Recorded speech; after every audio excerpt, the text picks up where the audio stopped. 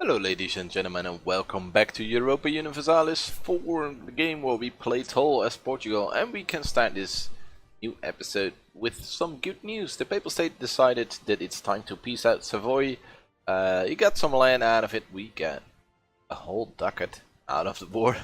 And nothing else, well, two tourists, two favors with the Papal State, nothing else, but we didn't do anything. We lost a couple of ships because we tried to keep protecting trade, which frankly wasn't the best of ideas. Gonna build up our fleet back to 50 ships in the Sevilla node. And yeah, we're finally back on the wagon. This isn't occupied anymore. We can start to focus on trade, on building ships. I'm not sure what my naval force limit is. Yes, it seems that we need that maritime IDs to get a really decent fleet. Of course we can get some naval force limit from colonial nations and from colonizing all this stuff. I mean, this is a lot of land waiting here to be colonized, and colonization is fairly quick now, so yeah, this is probably gonna be mine. I think I blocked the rest of Europe out of it by colonizing the Cape. France has gone all the way up to here, but I don't think that the colonial range is long enough. Well, Tech 11 is actually fairly good for it, but still, I don't think it's the colonial range is big enough. Not until Tech 23 or maybe even 26, and by the time that we reach that tech level, I will probably have colonized all of this.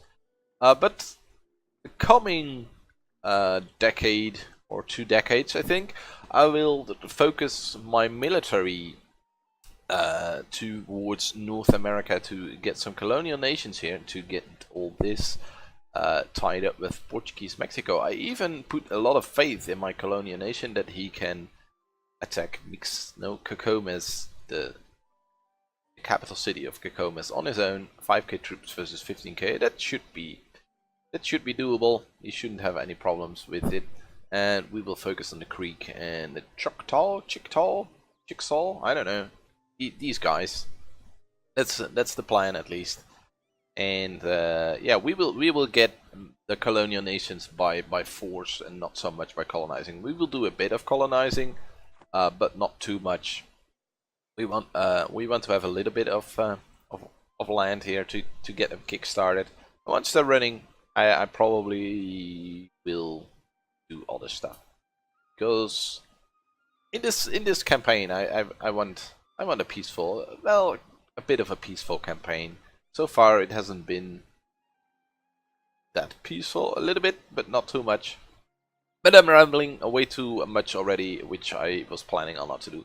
So I'm going to play, and once there are some interesting peace deals, maybe some interesting tax or other stuff, I will keep you posted. Our colonial nation successfully finished the war with Cacomas, so it's a full annexation and a little bit of cash. We only get a small amount because the colonial nation did most of the work, which is only fair. So yeah, he is growing quite nicely. We cannot attack these guys, but we will start fabricating claims on these little fellas. I kind of want my colonial nation to start to get claims. So I'm gonna say, you know what, this is all mine. And hopefully that will help my colonial nation to make claims against these lands, so I don't have to spend all my diplomats on fabricating claims. I also started a war against these little guys, against the Creek as well. Well, they were allied with the Creek, so I didn't have to fight 2 separate wars, which was fabulous. There are some other guys in the war which we might peace out for cash. We might not do it. It depends. Sometimes it's only 100 ducats. Sometimes they get a couple of 100 ducats.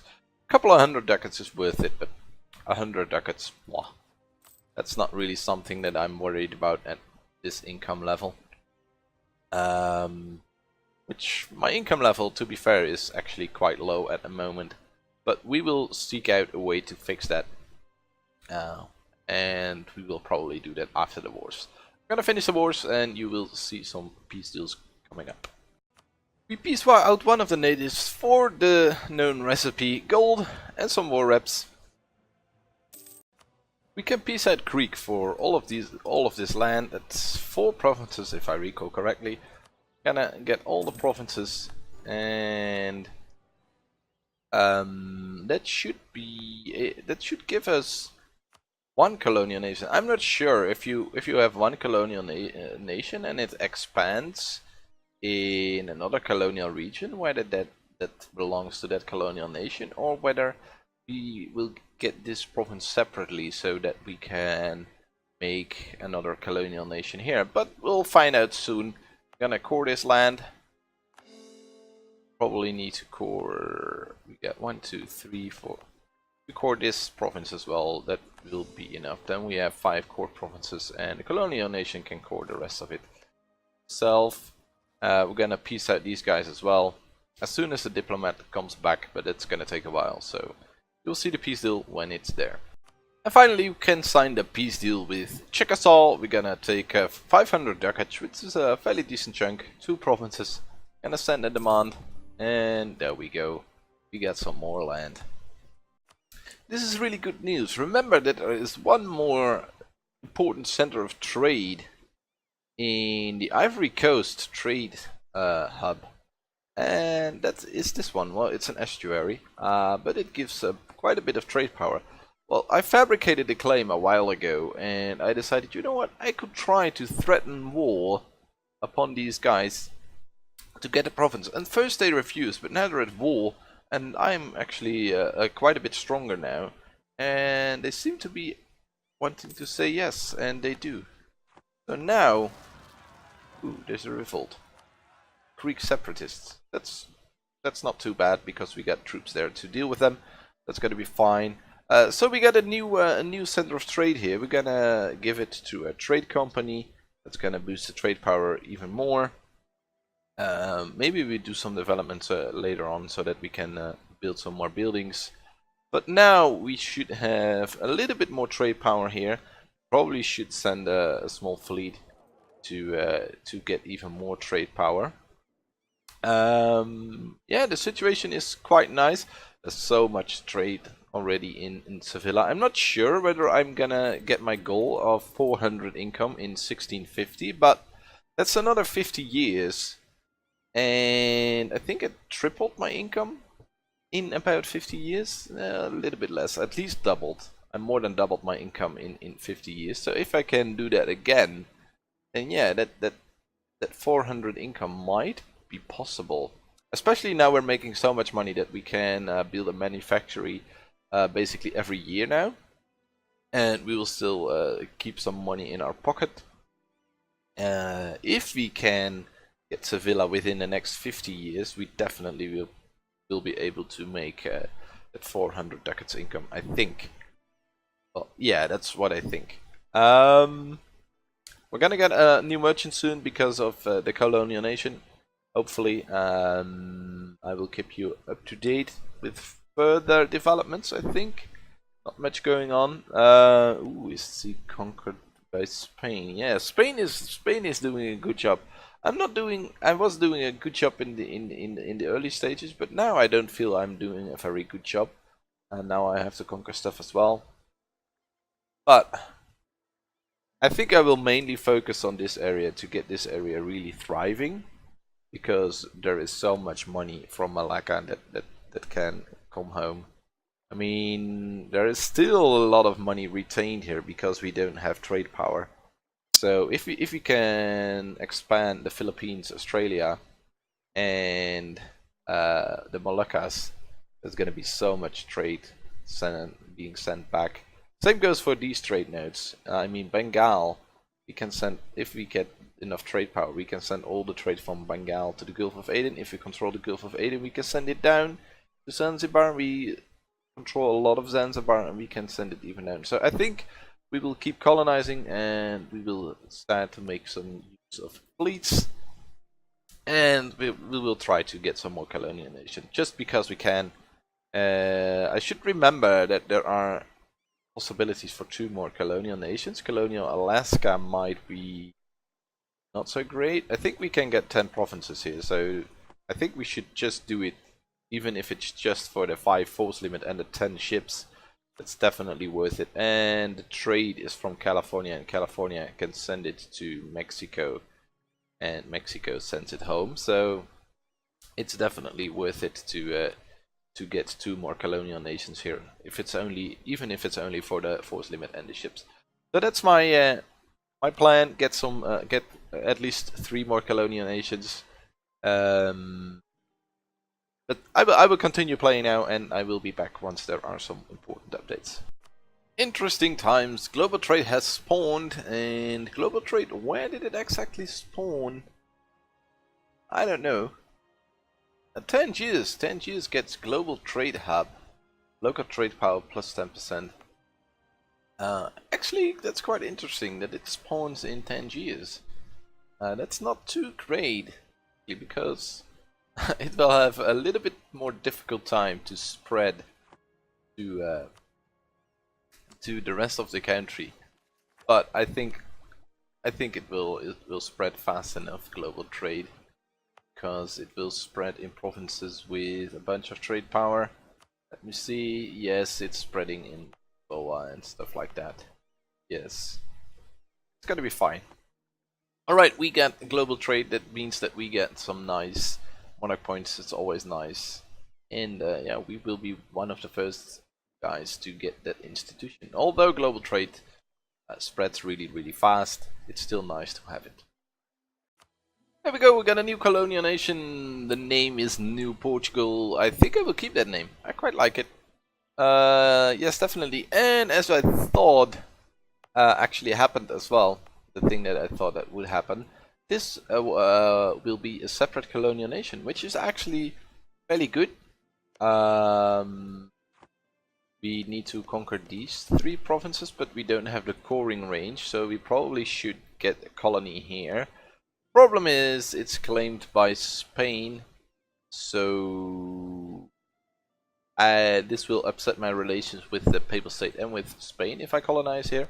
But still, I kind of want to be part of this. Maybe I could get a war going some way or the other. But we'll see. I mean, I still need to conquer Sevilla from Spain. I keep rambling about it, but I just really want it. But we have New Portugal. Does this mean, yes, East America is claimed by Portugal? We're gonna colonize these 3 provinces for our colonial nation, because that's the Mississippi. We don't really care about Chesapeake, but we need the 10 provinces, so that's at least something that we want to make sure that will happen. We want to get the 10 provinces, and then we will get our first colonial nation. And here we are with the final update of this episode. We just embraced global trade. We get another merchant, which will become available at the end of the month, and now we can take the decision to found the Indian Trade Company, which gives me 200 ducats, always nice. A bit of global trade power, really cool, and another merchant, so that's definitely something that we're gonna pick. So we got 2 free merchants now. We will probably put them somewhere here in India, maybe. We could potentially get one here and transfer the trade to Malacca. I could also go for a trader in the Rio Grande and the Mississippi.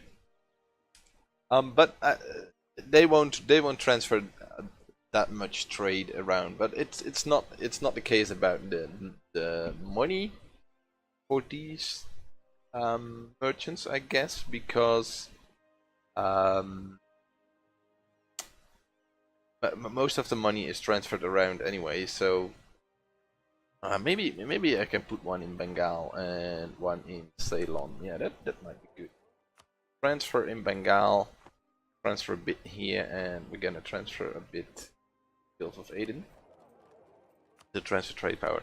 The main reason that it's good to have a lot of merchants is because as long as they're downstream from, or upstream, I should say, I guess, from your main trade node, they will boost your trade power in the main node. As you can see, I got 2 4, 6, 8, 10, 12, 13.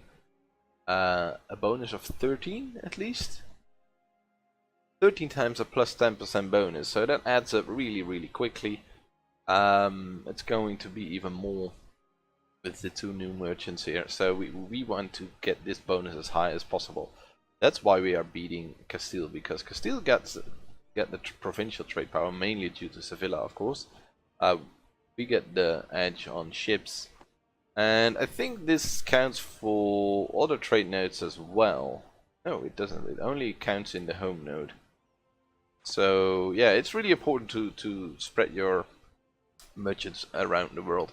Anything else? Yes, we are at war. It seems to be looking very grim, but it isn't really. We were busy sieging down Cree somewhere. I don't know. Yeah, here. And in the meantime, they siege down this land because no forts. I got exiled with my army, but they should be back in action once we go here. We will de-siege the land, and hopefully my colonial nation will do a good job here. If I lose the exiled status, I probably will send them back to Ottawa, so we can piece them out, and then we can take this province. And that's actually quite important. We got 1, 2, 3, and we are working on a 4th province, and this is going a little bit slower because because of the Treaty of Tordesillas. That's the Pope basically says you may not colonize there, so less people go there. But we're going anyway. This is mainly a bridge between these provinces, so I can core these provinces, so I can get another colonial nation here. We will grow it to 10 provinces, and after it has 10 provinces, it should work on its own. We will expand New Portugal as well, 10 provinces. I kind of want to get these 2 provinces, then they will be at 10. I want these 2 because those are still in the Mississippi River area, and they can transfer the trade down to the Caribbean. Of course, they are free to expand over here. I mean, they will still pay tariffs. So if I can get a colonial nation all over the United States, or not the United States, I should say North America, that would be fine because I will get the money via tariffs. But trade is so much more powerful than tariffs. Yeah, that's it for this episode. I'm gonna finish the war, and next episode we will probably... I'm not sure if I'm going to do the peace deals. It's not that interesting. I think I will come back once I get the colonial nations established. I'm gonna play for a bit, and I will be back once we have an interesting starting point again. Thank you for watching. I hope you enjoy it. I think the updates are coming less and less because in the beginning each small change is quite significant. And now, for example, in the beginning I made an update every time a colony finished. I'm not doing that again anymore because colonies finish so fast these days, and I got so much. I probably should get this one to my trade company and this one as well.